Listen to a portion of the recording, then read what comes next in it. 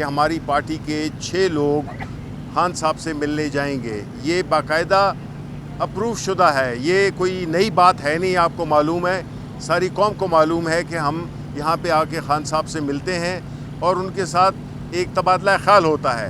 اب ہم سیاسی جماعت, سیاسی آفس ہولڈرز ہیں, جس میں کہ سینٹ کو ریپرزینٹ کر رہے ہیں اور نیشنل اسمبلی کو ریپرزینٹ کر رہے ہیں. ایسے حالات میں اگر 2 پولیس کے ایک سپرڈنٹ اور ایک ڈپٹی سپرڈنٹ آ کے وہ ہمیں دھمکی دیتا ہے کہ قانون پڑھتا ہے کہ جی اگر آپ نے سیاسی گفتگو کی تو پھر قانون اپنا راستہ لے گا.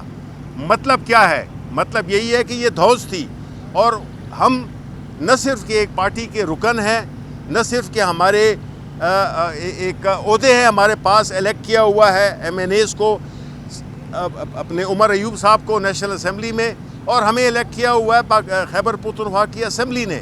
ہم الیکٹڈ لوگ ہیں اور اس کے ساتھ ساتھ ہم اپنے دونوں ہاؤسز میں رسپیکٹیولی لیڈ کر رہے ہیں.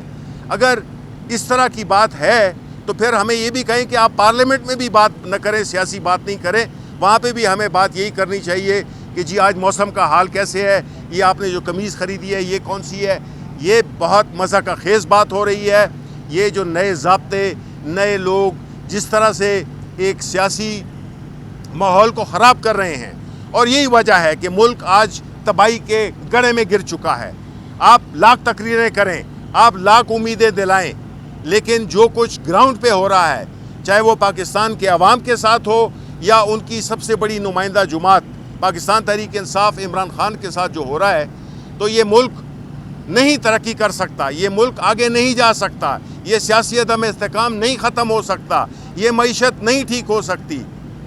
عوام جو مہنگائی کے بوجھ تلے دب گئے ہیں, ان کے لیے آپ امید بھی ختم کر رہے ہیں. اور یہ جو اس قسم کے جو آج ہوا ہے ہمارے ساتھ, یہ اس بات کو کنفرم کرتا ہے کہ جو بھی اہل اقتدار ہیں وہ نہیں چاہتے کہ اس ملک کا ایک مستقبل ہو, ایک روشن مستقبل ہو. وہ یہی قانون زور سے, ڈنڈے سے اس ملک کو تباہی کی طرف لے جا رہے ہیں. اور یہ بالکل ہماری جو سیاسی جدوجہد ہے, ہم نے قانون اور آئین کے درمیان رہتے ہوئے اپنی سیاست کی ہے, اور آج کا یہ اپرووڈ ملاقات, اس میں یہ کنڈیشن ڈالنا کہ آپ سیاسی گفتگو خان صاحب کے ساتھ نہیں کر سکتے, یہ بالکل ان ایکسیپٹیبل ہے. ہم بھی اس کو اپنے فلور آف دا ہاؤس میں بھی اٹھائیں گے اور ہم کورٹس میں بھی جائیں گے. میں یہاں پہ اپنے تحریک انصاف کے جتنے ایکٹیوسٹ ہیں ان کو دلی مبارکباد پیش کرنا چاہتا ہوں. 13 اگست کی شب, 14 اگست کو آپ نے جشن آزادی, حقیقی جشن آزادی آپ نے منائی, اور انشاءاللہ تعالی آپ کی اس جستجو کی وجہ سے, اور بالخصوص آپ کے پنجاب کے, سندھ کے اور بلوچستان, جہاں پہ فسطیت کا بازار گرم تھا, لوگوں کو صرف پاکستان کا جھنڈا اور پی ٹی آئی کا جھنڈا لہرانے کے اوپر ان کے اوپر ایف آئی آر ہوئی ہیں, جس کو ہم لوگ کنڈیم کرتے ہیں. میں اپنے تمام پی ٹی آئی ایکٹیوسٹ کو میں سلام پیش کرتا ہوں, بالخصوص پنجاب, آپ کے سندھ اور آپ کے بلوچستان کے ایکٹیوسٹ کو. بہت شکریہ. یہ بتائیے گا, جنرل فیض کی گرفتاری کے بعد نئے انکشافات سامنے آ رہے ہیں. آج 3 مزید ریٹائرڈ جنرلوں کی حراست میں لیا گیا ہے, جیل میں بھی کچھ لوگ پکڑے گئے ہیں. ایک طرف آپ کہہ رہے ہیں کہ جنرل فیض سے ہمارا کوئی تعلق نہیں, یہ فوج قانونی معاملہ ہے. دوسری طرف نئے انکشافات ہو رہے ہیں کہ آپ کا عمران خان سے ریٹائرمنٹ کے بعد بھی تعلق تھا اور رابطے تھے. تو کیا کہیں گے اس پر؟ 9 مئی کا بھی ان پہ الزام ہے کہ وہ بھی براہ راست ملوث تھے اس میں. کیا ہے آپ کا؟ بڑا اچھا سوال ہے. جنرل فیض حمید صاحب کے حوالے سے جو آپ بات کر رہے ہیں, وہ آرمی ایکٹ اور فیلڈ جنرل کورٹ مارشل, وہ اپنا رستہ خود اختیار کرے گا. اس ڈپارٹمنٹ کا ایک ڈپارٹمنٹ ہے آرمی مسلح افواج بھی, وہ خود بخود اپنا راستہ اختیار کرے گا, اور قانون اپنا ان کے پاس حق ہے جانے کا ہائی کورٹ میں. جہاں تک وزیر اعظم عمران خان صاحب کی بات ہے, وہ تو وزیر اعظم تھے اور دلوں پہ آج بھی رائج کر رہے ہیں. آپ یہ دیکھیں کہ جن لوگوں کو فوج کے بارے میں معلوم نہیں, ڈی جی آئی ایس آئی جو ہے وہ اپنا چپڑاسی بھی نہیں رکھ سکتا, وہ محرون منت ہوتا ہے آرمی چیف کے.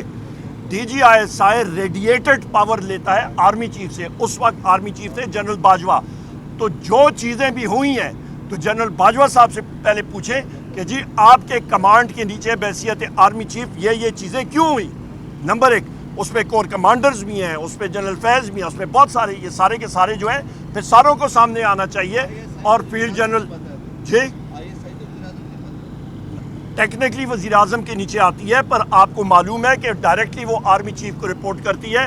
اور دوسری چیز یہ ہے کہ سرونگ جنرل اس کو لیڈ کر رہا ہے. صرف ایک بار تاریخ میں جنرل کلو صاحب, محترمہ بے نظیر بھٹو صاحبہ کے ٹائم پہ ڈی جی آئی ایس آئی ایک ریٹائرڈ جنرل تھے, ورنہ ہمیشہ سرونگ جنرل ہوتا ہے. جو سرونگ جنرل ہوتا ہے وہ آرمی چیف کے تابع ہوتا ہے, گو کہ آپ کے آئین اور قانون میں وہ وزیر اعظم کے تحت آتا ہے. وزیر اعظم کو تو اس کو تو یہ نہیں پتا کہ وہاں پہ رستہ کہاں پہ ہے, وہ تو وہاں پہ دیکھ کے, جو ہمارا ابھی کا فارم 47 کا وزیر اعظم ہے, وہ تو ایک حوالدار صاحب آ جائیں اس کو وہ 3 بار سلوٹ کر کے تو سائٹ پہ وہاں پہ کرسی پہ بٹھاتے ہیں. ان کی تو یہ اوقات ہے.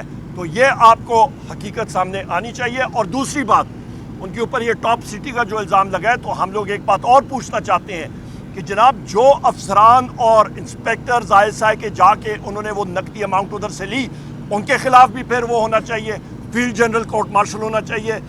پھر ہمارے تحریک انصاف کے ایکٹیوسٹ خواتین اور ہمارے مرد لوگوں کے گھروں میں اس پہ آئی ایس آئی تھی, ایم آئی تھی, آئی بی تھی, فیلڈ انٹیلیجنس یونٹ تھی, اسپیشل برانچ تھی, یہ جا کے وہاں پہ ان کے گھروں میں توڑ پھوڑ ہوئی ہے, چوریاں ہوئی ہیں.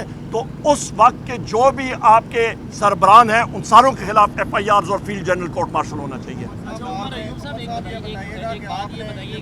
ایک ایک آپ نے یہ بات کی کہ ڈی جی آئی ایس آئی جو ہے وہ آرمی چیف کے انڈر ہے, وہ چپراسی بھی نہیں رکھ سکتا. رات کو خواجہ آصف صاحب نے کہا کہ وہ بطور کور کمانڈر پشاور جو تحریک عدم اعتماد آ رہی تھی آپ کی حکومت کے خلاف, اس کو ناکام بنانے کے لیے سرگردہ تھے.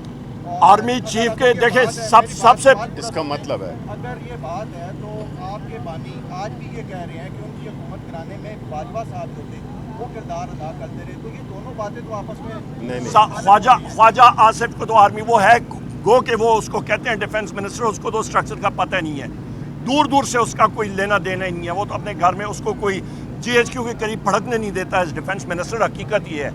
نمبر ایک, اس کو تو میرا خیال ہے کسی ڈیٹ آفس میں کوئی نہیں آنے دیتا.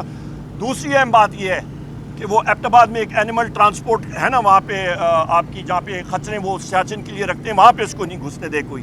نمبر ایک. نمبر دو, آپ والی بات, جو ڈی جی ایم آئی ہوتا ہے یا ڈی جی آئی ہوتا ہے وہ ڈائریکٹلی تابع ہوتا ہے آرمی چیف کے, تو لہٰذا جنرل باجوہ سے یہ سوال ضرور پوچھیے گا. بہت شکریہ. Thank you.